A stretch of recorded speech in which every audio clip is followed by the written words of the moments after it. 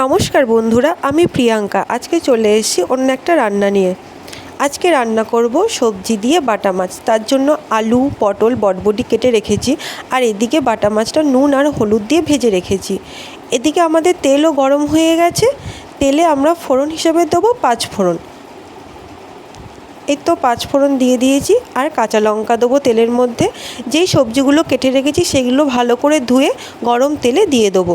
দিয়ে কিছুক্ষণের জন্য হালকা ভেজে নেব, যতক্ষণ না পর্যন্ত আলু থেকে কালারটা চেঞ্জ হচ্ছে, হালকা ভেজে নেব। চলো, এদিকে ভাজা হতে হতে আমরা একটা মশলা করে নিই। ভাটিতে শুধু ধনেপাতাই দেখা যাচ্ছে, কিন্তু এর নিচে অনেক গুঁড়ো মশলা আছে। সেই গুঁড়ো মশলাগুলো হলো লবণ দিয়েছি, হলুদ গুঁড়ো, জিরে গুঁড়ো, আর একটা সবজি মশলা পাওয়া যায়, সেই সবজি মশলা, আর ধনেপাতা কুচি করে রেখেছি। একটু জল দিয়ে মশলাটা ভালো করে গুলিয়ে ভেজে রাখা সবজির মধ্যে দিয়ে দেবো। দিয়ে কিছুক্ষণের জন্য কষিয়ে নেব।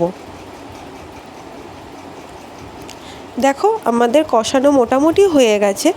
এরপরে জল দিয়ে দেবো। একটা কথা মাথায় রাখবে, আমরা কিন্তু আলুটা বেশি ভাজিনি, তো জলটা আমরা সেইভাবেই দেবো যাতে আলুটা ভালোভাবে সেদ্ধ হয়ে যায়। সেই পরিমাণে আমরা জলটা দেবো। আর এই মাছের ঝোলটা একটু ঝোলঝোলই থাকবে। দেখো, আমাদের ঝোল ফুটে উঠেছে। এবার ভেজে রাখা মাছগুলো আমরা ঝোলের মধ্যে দিয়ে ঢাকা দিয়ে রেখে দেবো যতক্ষণ না পর্যন্ত সবজিগুলো সেদ্ধ হচ্ছে।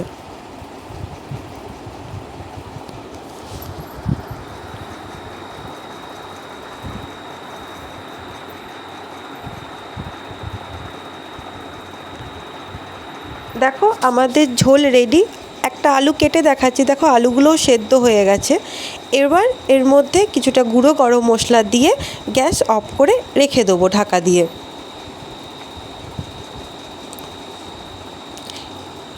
এই মাছের ঝোলের মধ্যে যদি ফুলকপি আর যদি অন্য কোনো সবজি দিতে চান আপনারা, তাও দিতে পারেন, ভালো লাগে। দেখুন, আমাদের মাছের ঝোল তৈরি হয়ে গেছে। যদি ভালো লেগে থাকে অবশ্যই লাইক করে দেবেন আর সাবস্ক্রাইব করে দেবেন আমার চ্যানেলটি।